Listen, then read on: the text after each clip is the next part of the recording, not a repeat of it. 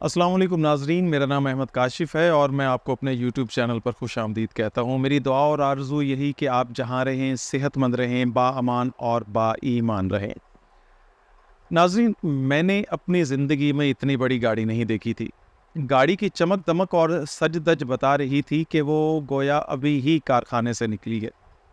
میرا اندازہ کافی حد تک درست نکلا، کیونکہ گاڑی کے سامنے اپلائڈ فار لکھا تھا اور سیٹوں کے اوپر پلاسٹک کے کور بھی چڑھے تھے۔ گاڑی رکی، پہلے بابردی ڈرائیور باہر نکلا، پھر اس نے جلدی سے دروازہ کھولا اور اندر سے ایک خوبصورت نوجوان برآمد ہوا۔ نوجوان نے شاندار اطالوی سوٹ پہن رکھا تھا اور اس کے جسم سے قیمتی خوشبو آ رہی تھی۔ اس کے چہرے پر عمارت کی چمک تھی۔ وہ میرے قریب آیا، میں نے مرعوب ہو کر فوراً اپنا ہاتھ آگے بڑھا دیا۔ اس نے میرے ہاتھ کو پرے دھکیلا اور آگے بڑھ کر میرے ساتھ بغل گیر ہو گیا۔ اس کے معانقے میں بڑی گرم جوشی اور محبت تھی۔ میں اسے اپنے ساتھ اندر لے آیا، وہ میرے سامنے بیٹھ گیا۔ میں نے اس کا شکریہ ادا کیا اور اس کے بعد تشریف آوری کی وجہ بھی دریافت کی۔ وہ مسکرایا اور کہنے لگا، سر آپ نے مجھے یقیناً نہیں پہچانا ہوگا۔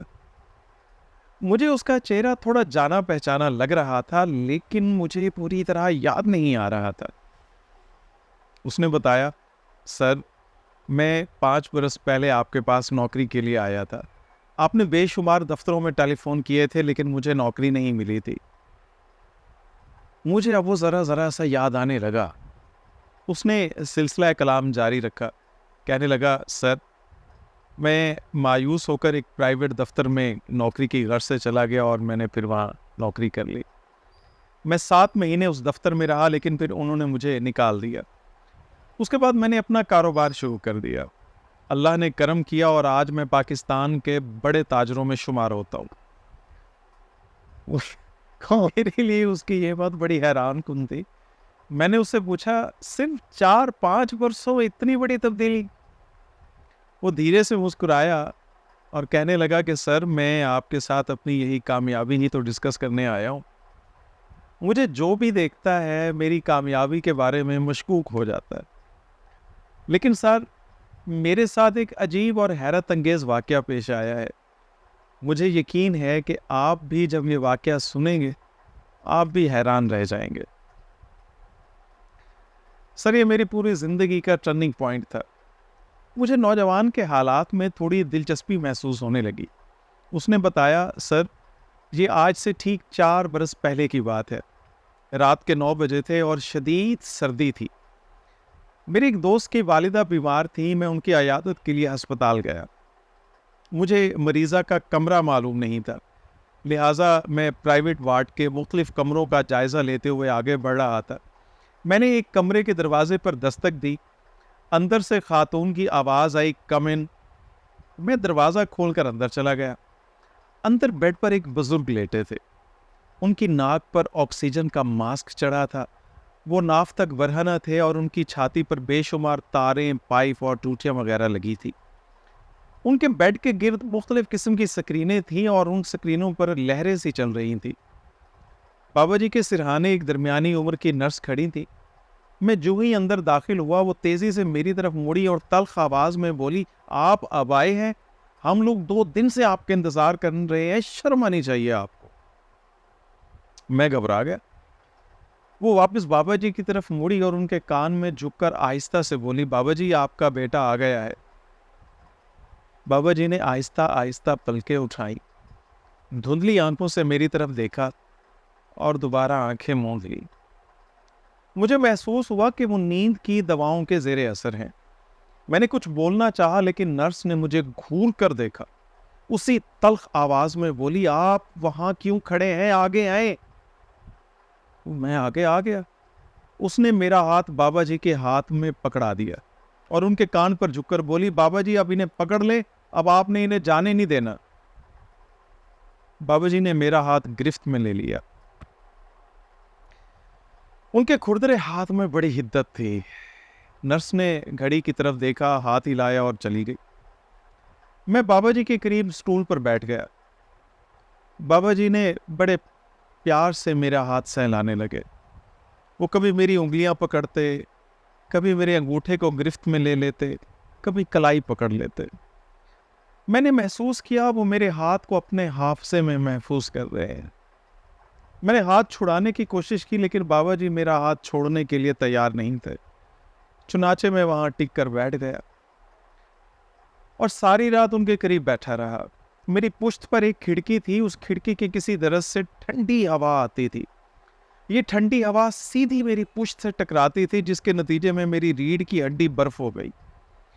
میں نے آدھی رات کے قریب سوچا میں اٹھ کر کھڑا ہو کر کھڑکی بند کر دیتا ہوں۔ میں نے اٹھنے کی کوشش کی لیکن بابا جی نے میرے ہاتھ پر اپنی گرفت مضبوط کر دی، لہٰذا میں دوبارہ بیٹھ گیا۔ اسی عالم میں بیٹھے بیٹھے صبح ہو گئی۔ صبح کے وقت بابا جی کا ہاتھ ٹھنڈا ہونے لگا، مشینوں کی لکیروں کی انفارمیشنز بدلنے لگی، وہ مشکل سے سانس لینے لگے۔ میں ہسپتال کے عملے کو بلانے کے لیے اٹھنے لگا تو انہوں نے میرا ہاتھ دبا دیا۔ میں دوبارہ بیٹھ گیا۔ میں عجیب کشمکش کا شکار تھا۔ میں ڈاکٹرز کو بلانا چاہتا تھا لیکن بابا جی میرا ہاتھ چھوڑنے پر تیار ہی نہیں تھے۔ ان کی اسی کشمکش کے دوران بابا جی کی سانسیں بند ہو گئی، مشینوں کی لکیریں سیدھی ہو گئی اور آکسیجن کے پائپ نے سکڑنا پھیلنا بند کر دیا۔ میں نے آہستگی سے اپنا ہاتھ نکالا، ڈاکٹرز کو بلانے کے لیے بھاگ کھڑا ہوا۔ ڈاکٹرز آئے، انہوں نے انہیں شوق بھی دیے لیکن بابا جی دنیا سے گزر چکے تھے۔ وہ سب دکھی سے ہو کر میری طرف پلٹے، انہوں نے میرے کندھوں پہ ہاتھ رکھا، بابا جی کے منہ پر چادر ڈالی اور باہر نکل گئے۔ میں بھی ان کے پیچھے چلتا چلتا ڈاکٹر کے دفتر میں آ گیا۔ میں نے بڑے ڈاکٹر صاحب سے پوچھا، ڈاکٹر صاحب یہ بزرگ کون تھے؟ ڈاکٹر نے حیرت سے میری طرف دیکھا اور دکھی آواز میں بولی، کیا یہ آپ کے والد صاحب نہیں تھے؟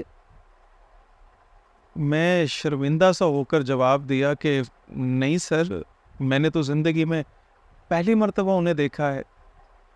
ڈاکٹر صاحب مزید حیران ہو گئے، کہنے لگے یہ کیسے ہو سکتا ہے، ہم تو آپ کو ان کا بیٹا سمجھ رہے تھے۔ میں نے اس کے بعد انہیں اپنی ساری کہانی سنا دی، جس کے بعد انہوں نے مجھے بابا جی کی کہانی سنائی۔ ان کا کہنا تھا کہ بابا جی کراچی کے رہنے والے تھے، کسی کام کے سلسلے میں یہاں آئے تھے لیکن انہیں ہارٹ اٹیک ہو گیا۔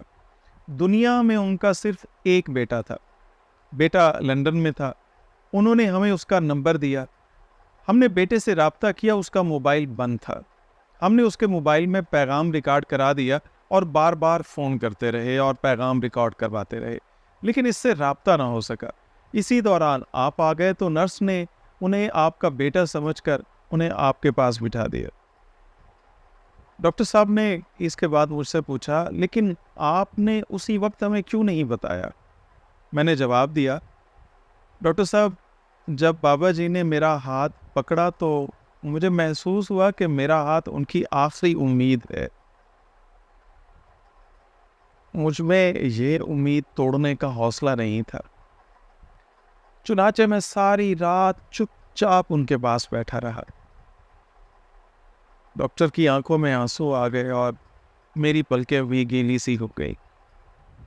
میں روندے ہوئے گلے کے ساتھ باہر آ گیا اور اس کے بعد اس ہسپتال کی طرف نہیں گیا۔ نوجوان خاموش ہو گیا اور اس کی پلکوں پر موتی چمک رہے تھے۔ کمرے میں بڑی دیر خاموشی چھائی رہی۔ میں نے کچھ توقف کے بعد پوچھا، لیکن اس واقعے کا آپ کی کامیابی کے ساتھ کیا تعلق؟ وہ مسکرایا اور کہنے لگا، سر میرا خیال ہے میری کامیابی اور یہ واقعہ کسی نہ کسی سطح پر ایک دوسرے کے ساتھ جڑے ہوئے ہیں۔ میں خاموشی سے اس کی طرف دیکھتا رہا۔ وہ گویا ہوا، سر وہ دن ہے اور آج کا دن، میں نے مٹی کو ہاتھ لگایا تو وہ سونا ہو گئی۔ میں نے جیب سے 1 روپیہ نکالا، وہ 1 کروڑ بن کر واپس آ گیا۔ آپ میری قسمت کا اندازہ لگائیں، میں نے ستمبر میں مظفر آباد میں ایک پلازا خریدا۔ 18 اکتوبر 2005 کو زلزلہ آیا۔ اس پلازے کے ارد گرد دائیں بائیں جتنی عمارتیں تھیں سب گر گئی لیکن اس عمارت کو خراج تک نہیں آئی۔ میں جس بینک میں اکاؤنٹ کھول دیتا ہوں، یقین کریں اس بینک کے ریونیو میں اضافہ ہو جاتا ہے، اور میں جس کاغذ پر دستخط کر دوں، یقین کیجئے وہ کاغذ کا ٹکڑا 2-4 کروڑ روپے کا ہو جاتا ہے۔ چنانچہ مجھے محسوس ہوتا ہے کہ میں نے جب اس بابا جی کا ہاتھ پکڑ لیا تھا تو قدرت نے آگے بڑھ کر میرا بھی ہاتھ پکڑ لیا تھا۔ یہ کہہ کر وہ نوجوان خاموش ہو گیا۔ میں نے اس سے پوچھا کون سا ہاتھ تھا؟ اس نے اپنا دایاں ہاتھ آگے بڑھا دیا۔ میں کرسی سے اٹھا، میں نے وہ ہاتھ پکڑا اور اپنی گیلی آنکھیں اس کی ہتھیلی پہ رکھ دی۔ یہ میری زندگی کا پہلا جنتی ہاتھ تھا۔ ناظرین، میں توقع رکھتا ہوں کہ میری یہ کاوش آپ کو پسند آئی ہوگی۔ میری ویڈیو پسند آنے کی صورت میں سبسکرائب کا بٹن ضرور دبائیے گا تاکہ میری حوصلہ افزائی ہو سکے۔ انشاءاللہ ملتے ہیں کسی نئی ویڈیو میں، تب تک کے لیے اجازت دیجیے۔ اللہ حافظ۔